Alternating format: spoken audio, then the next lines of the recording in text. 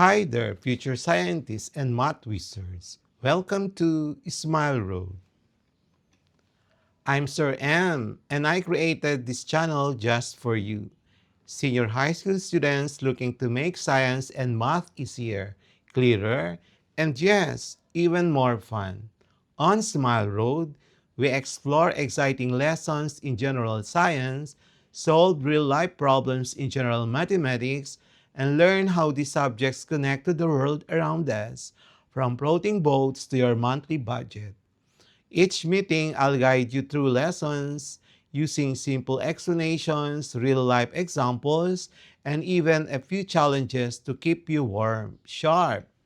Whether you're reviewing for exam, catching up on class topics, or just curious about how the world works, you're in the right place. Don't forget to hit that like, subscribe, and notification bell so you won't miss any of our learning adventures here on Smile Road. So, are you ready to start this journey with me? Let's walk the road of knowledge with a smile. So, lesson number 8, we will be dealing with identifying various ways physics enhances our quality of life across household activities. Physics is not just about solving equations or understanding forces. It plays a vital role in our everyday lives, especially at home. Many of the things we do every day, like cooking, cleaning, watching TV, or turning on a fan, are made possible by the principles of physics. Some simple examples: electricity at home. Physics helps us understand how electricity works. Lights, appliances, and charging phones all depend on electrical circuits, voltage, and current.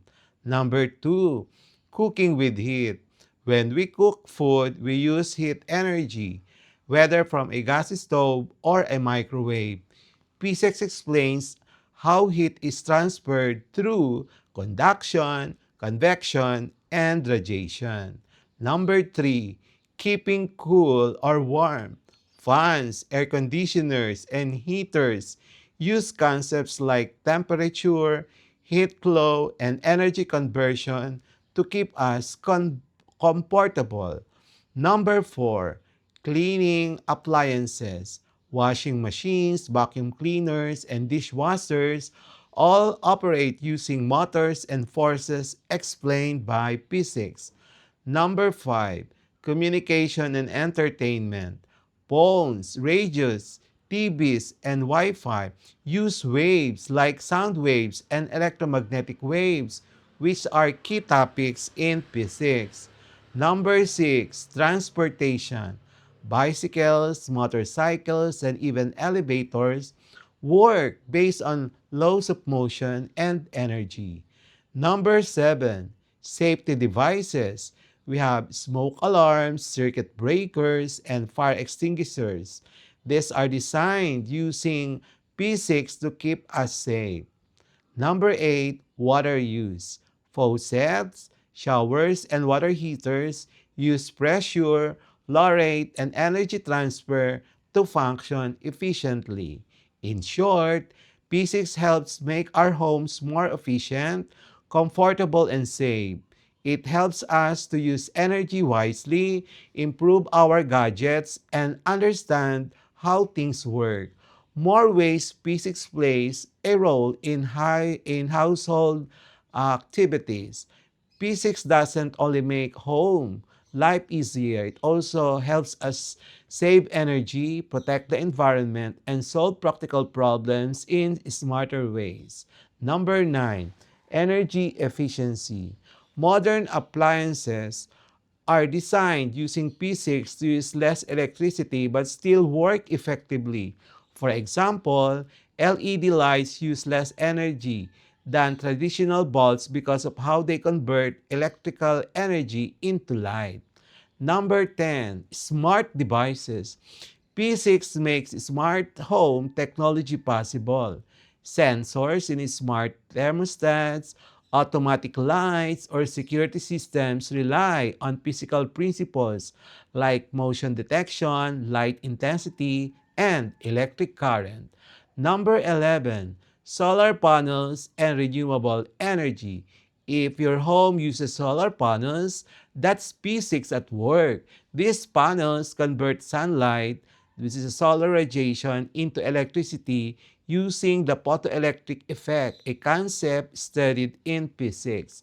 Number 12, refrigerators and freezers. These devices keep food fresh using thermodynamics. Physics explains how refrigerants absorb and remove heat, keeping the temperature inside the fridge low. Number 13, soundproofing and acoustics. The materials used in walls, doors, and windows reduce unwanted sound using the physics of sound waves and how they reflect, absorb, or get blocked. This helps keep our homes quieter and more peaceful. Number 14, ironing clothes. When you iron your clothes, you're using thermal energy to break the bands in fabric molecules, which removes wrinkles. Physics explains how heat and pressure work together. Number 15, work filtration systems. Some water filters use pressure and flow control or even UV light to purify water. Again, made possible by physical principles. Why this matters? Students are encouraged to observe their surrounding and ask questions like, how these gadgets work? Why does hot air rise? How can I reduce electricity use at home? And when students connect physics to real life, it becomes more relevant, meaningful, and fun. MCQ for today's lesson number 8. Number 1, what household principle does physics explain when a fan cools the air? Letter A, refraction of light. Letter B, conversion of kinetic energy to potential energy. Letter C, heat flow and energy conversion. Letter D, nuclear fusion. Number 2, what physics concepts allows a vacuum cleaner to suck up dust? Letter A, chemical bonding. Letter B, air pressure difference. Letter C, electric discharge. Letter D, magnetic repulsion. Number 3, which of the following uses the conduction, convection, or radiation of heat? A, blender. B, gas stove. C, electric guitar. Letter D, hairbrush. Number 4, how do solar panels generate electricity? Letter A, burning fossil fuels. Letter B, absorbing water pressure. Letter C, using the photoelectric effect. Letter D, through sound wave conversion. Number 5, why are LED bulbs more efficient than incandescent bulbs? Letter A, they produce more heat. Letter B, they are made of lighter material. Letter C, they convert more electrical energy into light. Letter D, they use alternating current. Number 6, what concept explains how refrigerators keep food cold? Letter A, electromagnetism. Letter B, thermodynamics and heat transfer.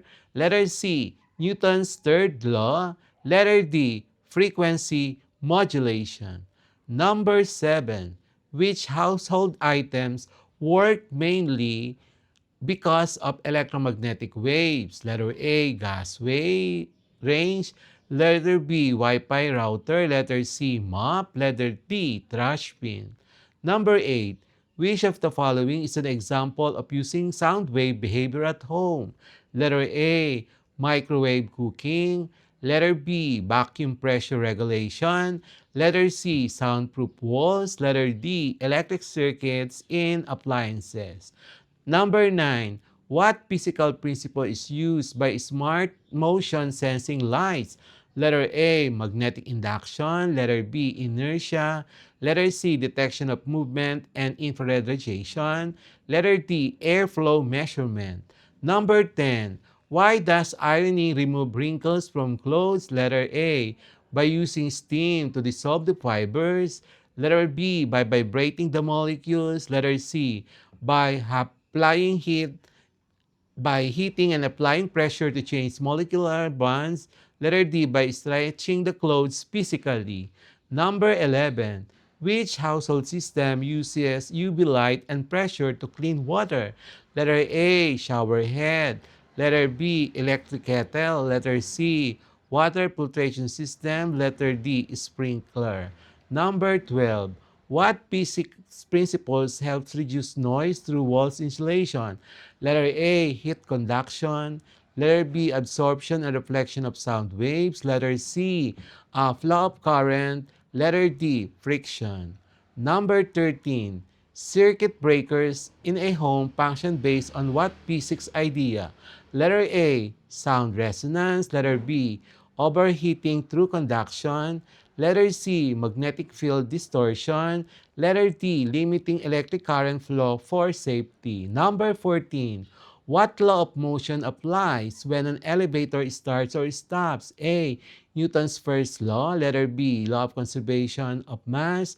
Letter C, Hooke's law. Letter D, Bernoulli's principle. The answer key for today's lesson will be provided in our lesson number 9. And number 15, the role of uh, what role does physics play in our how dishwashers clean dishes? A, they use photosynthesis. B, they rely on water magnetism. Letter C, they apply water pressure and motion-driven motion. They use vibration to remove dirt. The answer for today's lesson, of course, will be in the next meeting. And the answer key for lesson 7, law of conservation of mass, is this.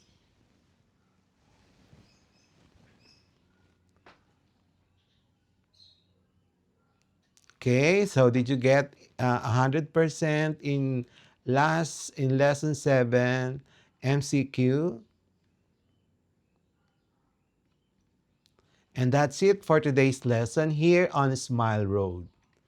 If you learned something new today, don't forget to hit that like button and share this video with your classmates.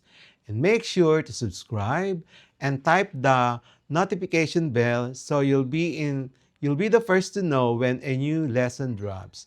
This is Sir M, reminding you that learning doesn't stop after the bell rings. Keep asking, keep exploring, and always walk the road of knowledge with a smile. Smile Road, where curiosity meets discovery. Thank you.